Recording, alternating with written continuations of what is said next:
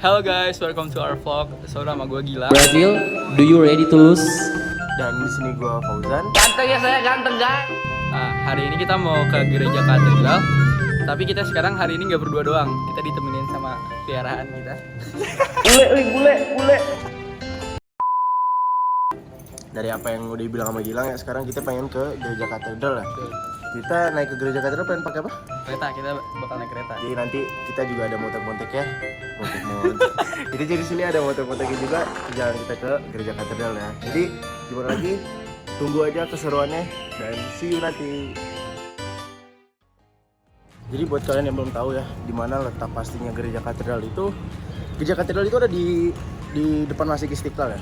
Masjid Istiqlal itu ada di Jakarta Pusat. Jadi sekarang gua sama Gilang nih sama Safir juga pengen ke Jakarta Pusat ya untuk ke gereja katedral dan ngasih tahu kalian lebih tentang gereja katedral itu.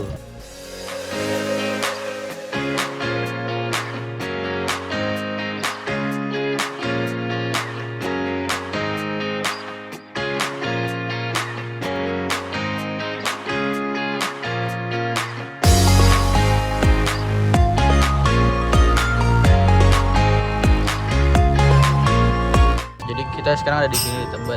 Ini tujuan kita nih untuk Jakarta Kota. Berarti kita dari Tebet, Manggarai, Cikini, ke Gondangdia, Gambir, ke Juanda. Nah di sini dia turun sini. Nah jadi nanti dari sini kita lari nih, capek. Kalau dari Bundaran HI ke kita nggak ke sini, kita ke sini doang. Ya kita ke Juanda. Kita ke sini, sini. Muter di sini. Nah, sini nih. Nih, kita ke Aloker Walahar, keluar map.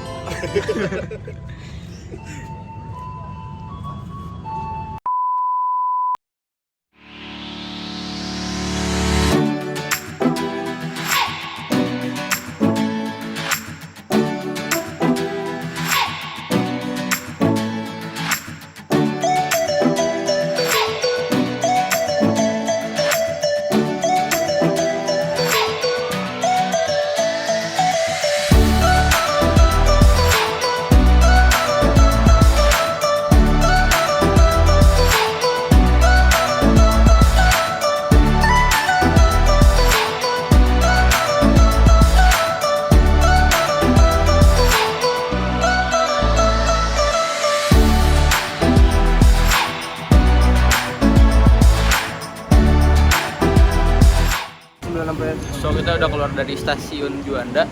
Tadi udah nanya abang-abangnya juga, katanya kita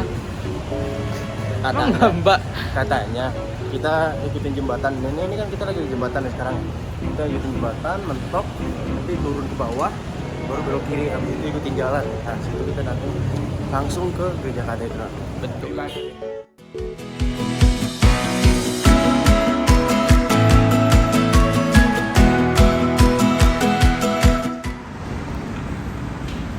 Ngapain bang?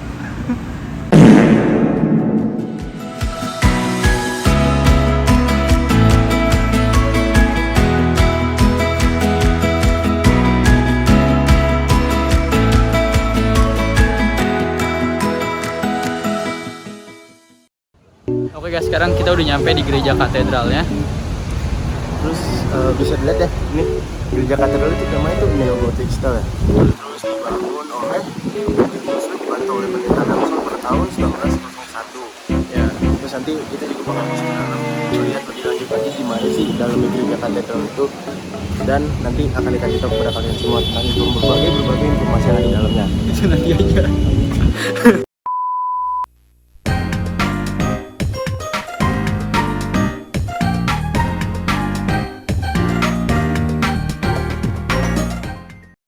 Jadi guys, gereja ini tuh juga merupakan salah satu cagar budaya yang ada di Indonesia juga.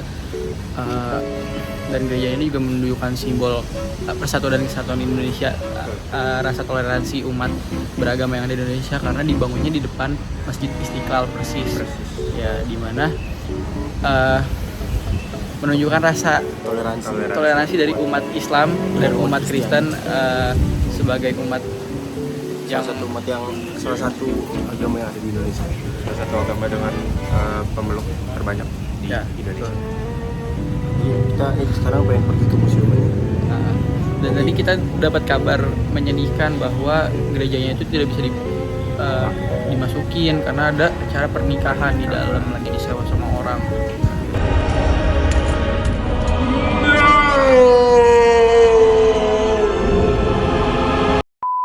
Dan ya nanti kita akan ke museumnya aja langsung. Yap. So, kita lihat terus.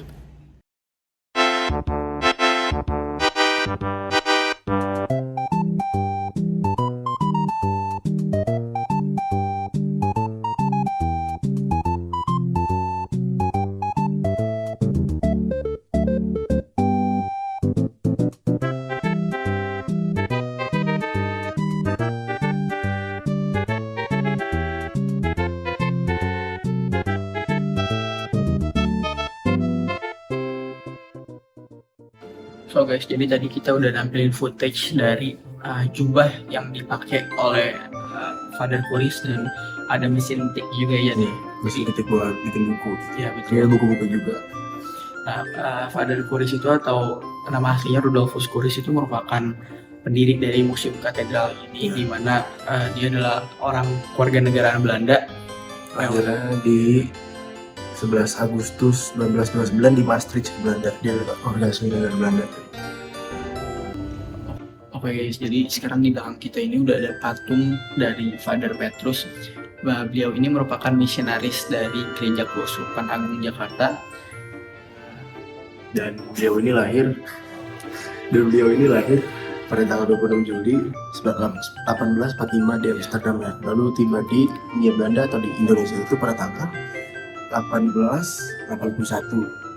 Pada tahun 1881. Beliau ini wafat di Lewotobi, yaitu pas beliau lagi melakukan pelayaran ke Larantuka. Ini yang 12. Jadi pada saat melakukan pelayaran tersebut, Father Petrus ini wafat karena beliau hanya menggunakan perahu kayu seperti ini dan melewati selat Lewotobi itu ombaknya sangat besar sehingga mereka perahunya hanyut.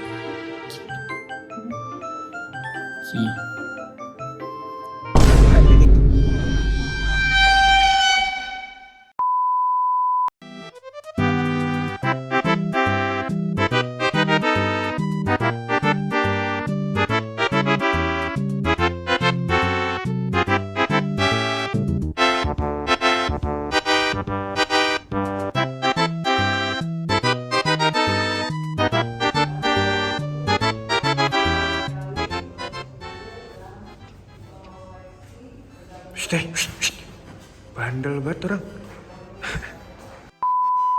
Oke guys, sekarang kita lagi ada di zona umat bawah tanah. Jadi kenapa sih namanya zona umat bawah tanah? Karena dulu kan di Indonesia ini kita dipimpin sama VOC. Nah, ya bahwa VOC itu adalah Protestan dan mereka ini melarang ada umat Kristiani selain umat Protestan.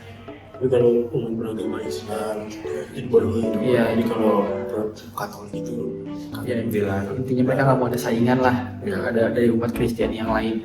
Nah terus ada beberapa pejuang nih dari umat Katolik ya agar bisa diterima Katolik di Iya. Indonesia. Mau menyebarkan agama Kristen Katolik di Indonesia. nah sehingga mereka melakukan perjuangan ini secara sembunyi-sembunyi, makanya dinamakan umat bawah tanah.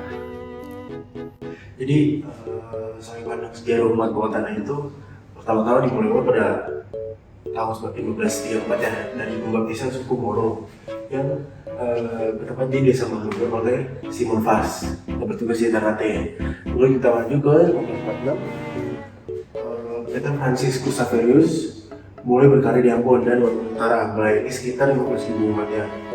Lalu kita maju lagi 1619, pemerintah VOC berhasil mengusir Portugis dan menguasai Nusantara. Nusantara ini mengawal Protestan, bukankan umat Katolik dan melarang kegiatan serta ibadahnya seluruh daerah kekuasaannya yang tadi udah jelasnya. So pada 1622, pendeta Egidius Rabiu ditangkap VOC di penjara di Batavia. Dia melayani tawanan Katolik dengan bisa dan melakukan usaha secara sembunyi-sembunyi umat bawah tanah, makanya namanya. Karena pelayanan ini dia dipukuli sampai mati. Lalu kita masuk ke 1946 ya.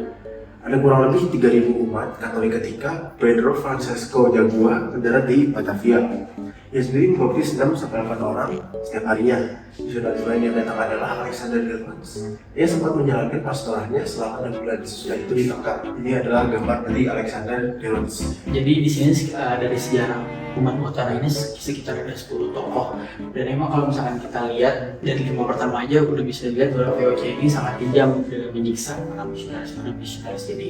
Lalu tadi kan udah dari 1646 lanjut lagi ke tahun 1660 di mana salah satu gubernur jenderal bernama John Montezuker yang lahir dari keluarga Katolik. Diam-diam ini mendukung para imam untuk melayani umat Katolik. Meski tetap waspada, Imam Manuel Soares SJ yang pada masa ini singgah di Batavia dan melayani umat Katolik melaporkan bahwa perkembangan umat Katolik di Batavia ini cukup signifikan.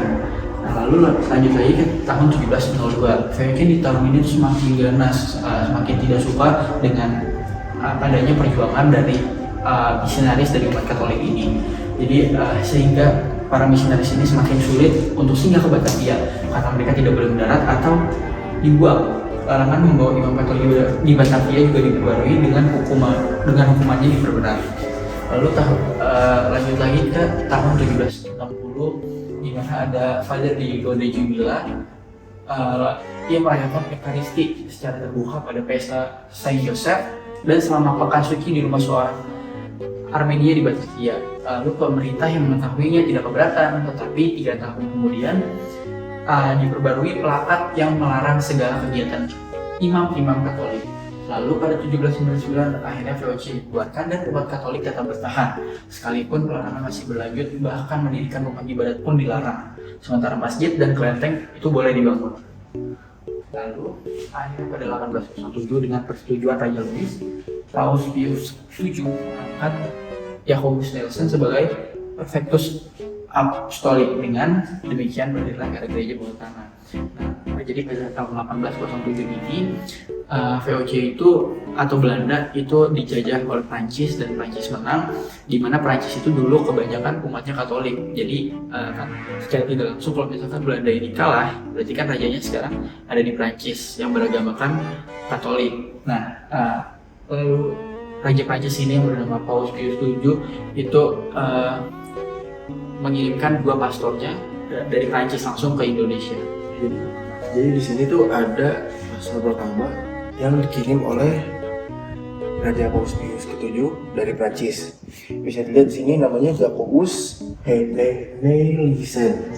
Lahir pada tanggal 3 Oktober 1762 dan meninggal di Batavia. Berarti dia meninggal di Nusantara. Nah, ini adalah salah satu pastor pertama yang membantu pendirian gereja Katolik. Nanti dibantu oleh pastor kedua lagi yang akan dijelaskan oleh Gilang. Oke, selanjutnya di sini ada Lambertus Vincent. Nah, beliau ini merupakan tokoh kedua yang dikirim oleh Paus Pius VII dari Prancis untuk umat Katolik di Indonesia. Nah, Vincent ini membantu pendeta Nelson untuk keberjayaannya umat Katolik di Indonesia. Oke guys, sekarang kita lagi ada di lantai 2 di Museum Gereja Katedral ini. Dan di ruangan pertama kita mau masuk ke zona masa lalu, pustaka masa lalu. Nah, selanjutnya kita akan memasuki zona liturgi di sini guys, dimana banyak pakaian-pakaian peninggalan dari uskup-uskup Gereja Katedral terlebih dahulu.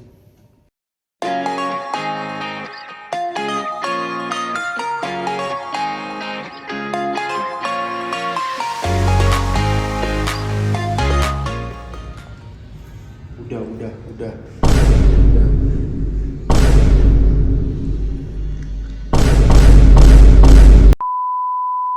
So guys, kayaknya perjalanan kita di Museum Gereja Katedral ini segitu saja ya, sekian saja. Karena sepertinya semua ruangan udah kita jelajahi. Ya udah di Mirror selfie dulu. Oke guys, jadi karena sebenarnya videonya udah selesai. Iya, dan di sini kita cuma tidur-tiduran doang ya di kursi pijat. Betul, jadi terima kasih buat kalian yang udah nonton. Semoga informasi bermanfaat. See you. Bye bye.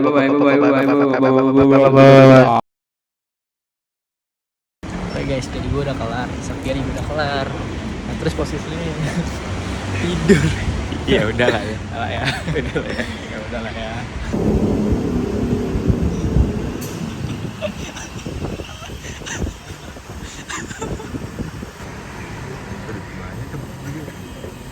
Mana ya? Berpindah.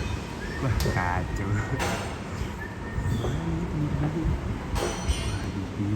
Set, yoi, mantap. Review, jam tidurnya gimana jam tidurnya? Waduh. Nah, ya udah kayak bapak. Tadi pada kayaknya ditinggalin Jan. Parah.